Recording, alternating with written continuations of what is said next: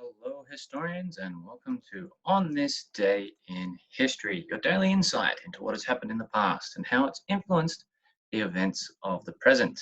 On this day, because yesterday makes today and changes what happens tomorrow. So, a quick look on what happened on this day in history, the 20th of May. In 325 AD, the first Christian ecumenical council opens at Nicaea.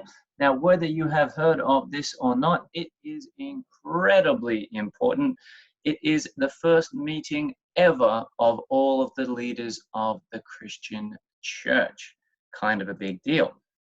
In 1498, on this day, Portuguese explorer Vasco da Gama was the first European to reach India by sea. Now, the important thing to note here, this is the first European.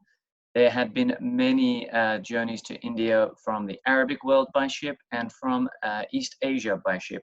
In fact, there is evidence to suggest there was quite a rich trading empire by ship, by navy, by many countries before Europe got there. But this was kind of a big deal because this meant that the Europeans didn't have to rely on the Silk Road, didn't have to rely on trade coming through the Ottoman Empire anymore. They could sail around and get their goods from India or from China directly. Very big deal. In 1867, on this day, British Parliament rejected a proposal by a politician by the name of John Stuart Mills for women to have the vote. Now, I include this as a demonstration of an idea that I keep reinforcing. When someone gets their rights, it's not a situation where, women said, hey, excuse me, are we allowed to have the vote? And the men in Parliament at the time went, oh, can't believe we missed that one. Of course you can. Here you go, have a vote. There was a campaign for many, many, many years, and it was rejected for many, many, many years before it became the law. This is very important to remember. There is no instance in all of human history where someone has asked for their human right and it has been delivered to them immediately. There is always a struggle for human rights. Keep that in mind. So, in 1910, and this is one of the pictures we are looking at on the right, there was a funeral for Britain's King Edward VII held in Westminster Abbey, and it included one of the largest assemblages of European royalty. This is a particular famous image as it shows the rulers of the great powers, who many of which were, of course, related, the grandchildren of Queen Victoria. Now, just a few years later, everyone in this picture would indeed be at war in World War I, whether they were on the side of the Triple Entente, which was Russia, France, and Britain, or the side of the Triple Alliance, Austria, Hungary, Germany, and Italy, although Italy would eventually join the side of the Allies or the Entente powers in World War I. This was the rulers of Europe seemingly getting along just fine in 1910, yet all at war by 1914. On this day in 1927 at 7:40 a.m., a young pilot by the name of Charles Lindbergh took off from New York and crossed the Atlantic, went all the way to Paris, New York to Paris, non-stop across the Atlantic. This was another groundbreaking piece of travel. So this was another example of the world becoming smaller, figuratively, not literally, of course. But if you actually look at the plane in which he did this, pictured here, the Spirit of St. Louis, quite a mean feat. I don't know if I would want to take that wooden death trap box across the Atlantic Ocean. So quite the groundbreaking pioneering effort. Amazing to think that just 42 years later, man would be landing on the moon, and just 24 years earlier, airplanes didn't exist yet. Amazing. Now, for the deep dive of the day, I thought we would jump into the Council of Nicaea in 325 AD. Now, this is one of those ones that gets a little bit overlooked, a little bit forgotten, because it is so long ago, and it is essentially just a giant administrative meeting, which may not seem like the most exciting event in history, but it becomes incredibly important. So this was the first ecumenical council meeting in the history of the Christian church, and it brought in the entire body of believers. So whatever you believed about Christianity, you were invited to this meeting. Now, it was convened by a gentleman by the name of Emperor Constantine to resolve a few different controversies, but in particular, this one known as Arianism, a doctrine that held that Christ was not divine, was a created being, so that Jesus was human. That's right, in the year 325 AD, there was a large group that existed within Christianity that did not believe Jesus was necessarily the Son of God. He was not necessarily a divine being. He was, in fact, just a really cool dude, a really good dude, really nice guy. So this was quite controversial at the time. So they said, that's it, we're going to have a big meeting, and we're going to decide this question once and for all. Now, Emperor Constantine, who, by the way, presided over the opening of this meeting and took part in discussions, more on that later, had become a Christian in 312 AD. Now, this is important. Previously in the Roman Empire, which controlled the entire Mediterranean, Christianity had been illegal. So in 313 AD, the emperor issued this thing called the Edict of Milan, which accepted Christianity as legal in the Roman Empire. And 10 years later, in 323 AD, it became the official religion of the Roman Empire. So it went from being illegal in 312, then the emperor converted. What do you know? It became immediately legal. And just 10 years later, it was now the official religion of the Roman Empire. In fact, it was illegal to not be Christian. What a change of events that is. So keep in mind, imagine you were born in the year, I don't know, 275 AD. And it gets to 312 AD. So you would be 37 years old at that stage, and all of a sudden your emperor converts religions. And you'd be like, whoa, what's the deal with that? Everyone knows that there's a god of the sun and a god of war and a god of the harvest. Everyone knows that. My emperor's lost his mind.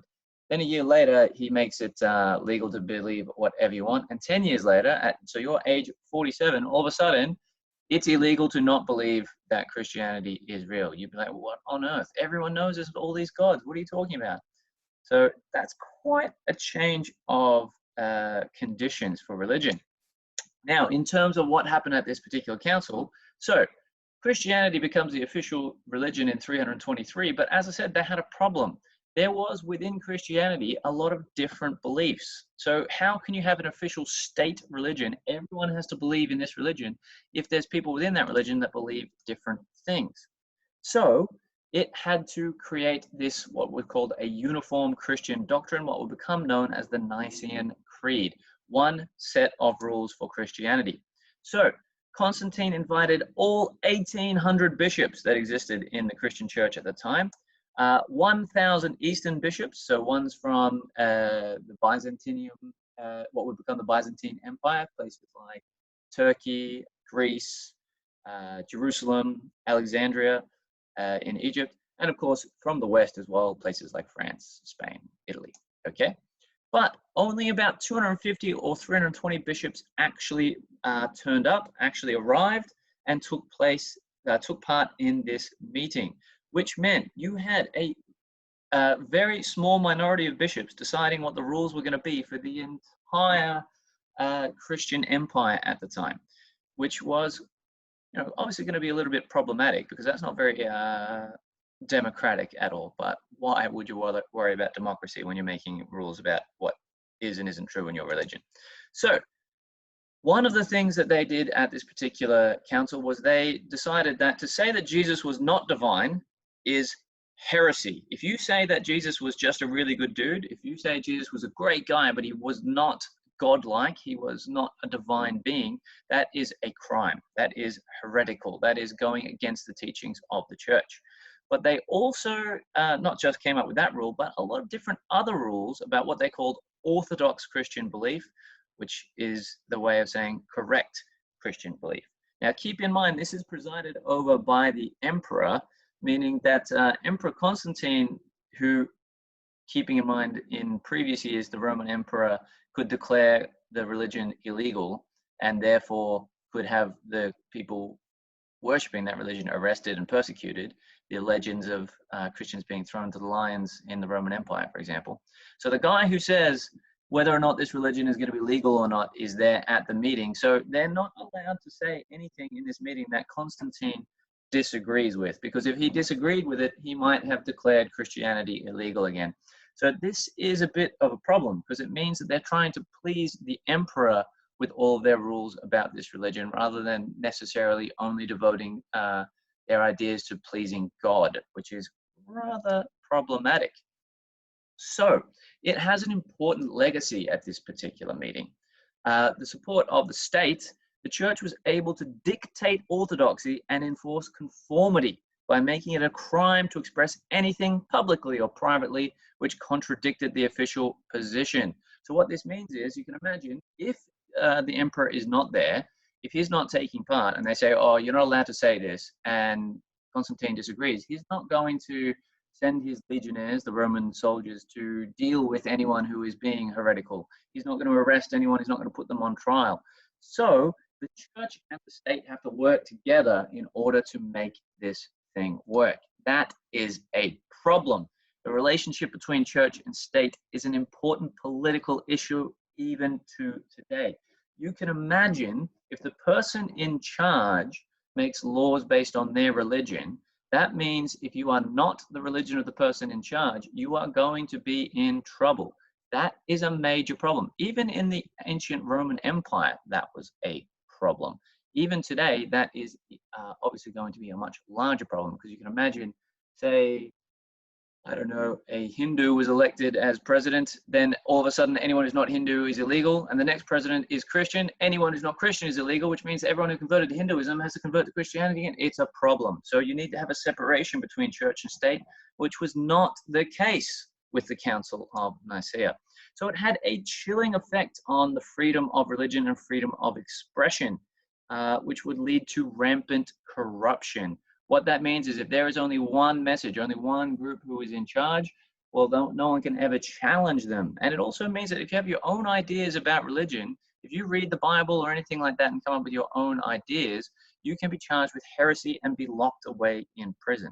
Not exactly the best way to run an empire. So the irony here being, the church that had once been persecuted, where the Roman emperor had locked up Christians for believing what they believed, had now flipped that the complete other way. They would now arrest people who believed anything different from them. So this would be the case until many, many centuries later, where we had this thing called the Reformation, where millions and millions of people across Europe actually left the Catholic Church. And this is how we ended up with the Protestant versions of Christianity, and indeed the Church of England and Henry VIII and all of those things combined. So this, you can see how all of this has its origins in this thing called the Council of Nicaea. So it's actually really important to know and to understand. So the legacy of Christianity as a whole was influenced by the decisions that were made here. And some of the ideas that they passed, some of the laws that became known as orthodox or correct Christian ideas, were debated not by or dictated by God, but debated among political appointees at a meeting in Turkey, which is really, really, really important to understand, that Christianity could have been something entirely different had the outcome of those meetings been different. So if the group of Christians who had said that Jesus was not a divine being had managed to win those debates at these meetings, then the entire religion of Christianity would have been different, and then perhaps the entire history of certainly Europe, but perhaps even the entire world would be different. So I hope that gives you an idea of how a simple assembly of church leaders and an administrative meeting in 325 AD is actually really, really important and has shaped the world in which we live. So with all of that said, I hope that you have learned something today, and we'll talk to you tomorrow.